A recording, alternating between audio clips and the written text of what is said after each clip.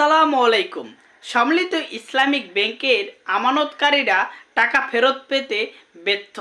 সম্মিলিত ইসলামিক ব্যাংকের 5টি ব্যাংকে যেই গ্রাহকদের টাকা রয়েছে তারা সবাই এখন একটা চরম বিপদে রয়েছে। এই সম্মিলিত ইসলামিক ব্যাংকের যে সমস্ত আমানতকারী আন্দোলন করছেন, আসলে আন্দোলন করে টাকা তোলা যাবে কিনা এবং দাবি আদায় হবে কিনা সম্পূর্ণ বিষয়ে আজকে আলোচনা করব। অনেক আমানতকারী কিন্তু আন্দোলন করতে করতে এখন শেষ হয়ে গেছে। এখন অনেক আন্দোলনকারী বলতেছে যে আমরা আর আন্দোলন করব না। আসলে তাহলে এই সম্মিলিত ইসলামিক ব্যাংকের যে গ্রাহকরা আছে তারা কি তাদের আমানত ফেরত পাবেন? আজকে সম্পূর্ণ বিষয়ে আলোচনা করব।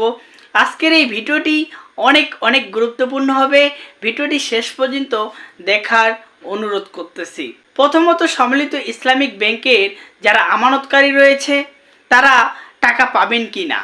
যে সমস্ত ব্যাংক আমানতকারী এখন পর্যন্ত আন্দোলন করছে, আসলে তারা যদি রাজপথ ছেড়ে দেয় তাহলে দেখা যাবে এক সময় ব্যাংক আমানতকারীরা আর কোনো টাকাই পাবেন না। কারণ অনেক দিন থেকে কিন্তু এই আমানতকারীরা আন্দোলন করছেন।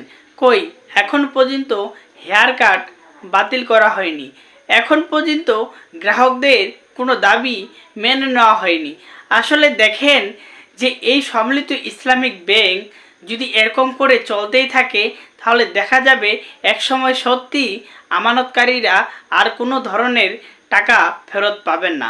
আপনারা দেখেন এই সম্মিলিত ব্যাংকে 2 বছর থেকে নতুন কোনো বিনিয়োগ আসছে কিনা, না, কখনোই সম্ভব হয়নি।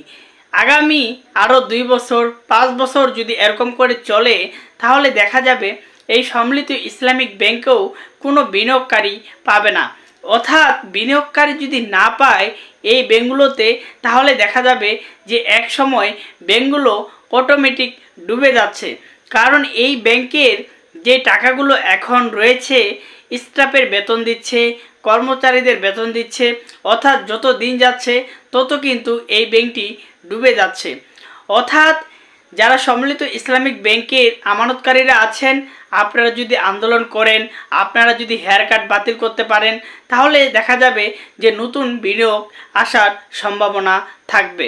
অর্থাৎ এখন নতুন করে কোনো বিনিয়োগকারী আসবে না, কারণ একজন পাগলও কিন্তু এই ব্যাংকগুলোতে বিনিয়োগ করতে চাইবে না। যখন শুনবে যে এই সম্মিলিত 5 ব্যাংক গ্রাহকদের আমানত ফেরত দিতে পারে না, আবার গ্রাহকদের মূল টাকা থেকেও টাকা কেটে রাখতে চায়, তখন কি আপনার মনে হয় যে সেই লোকটি বিনিয়োগ করবে? না, কোনোভাবেই বিনিয়োগ করবে না। অর্থাৎ যদি এই 5টি ব্যাংক ঘুরে দাঁড়ায় তাহলে এই 5টি ব্যাংকে কি করতে হবে? হেয়ার কাট বাতিল করতে হবে, লেনদেন স্বাভাবিক করতে হবে, তাহলেই নতুন বিনিয়োগকারী আসার সম্ভাবনা থাকবে।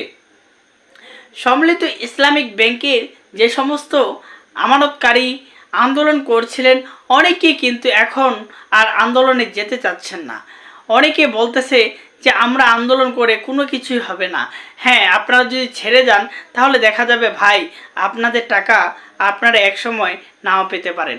অর্থাৎ আপনারা এতদিন কষ্ট করলেন, আপনারা আরেকটু সময় আন্দোলন করুন। যতক্ষণ আপনাদের দাবি আদায় হবে না ততক্ষণ আপনারা কেউ রাজপথ ছাড়বেন না। তাহলেই দেখা যাবে যে এই ব্যাংকটি ঘুরে দাঁড়াতে পারে এবং সবার আমানত ফেরত পেতে পারেন। ভিডিওটি শেয়ার করে সবাইকে দেখার সুযোগ করে দিবেন। এখনও যে সমস্ত আমানতকারী ঘরে বসে আছেন তারা অবশ্যই ঘরে বসে আর থাকবেন না। আপনাদের টাকার জন্য আপনারা সবাই ঝাঁপিয়ে পড়ুন। ধন্যবাদ।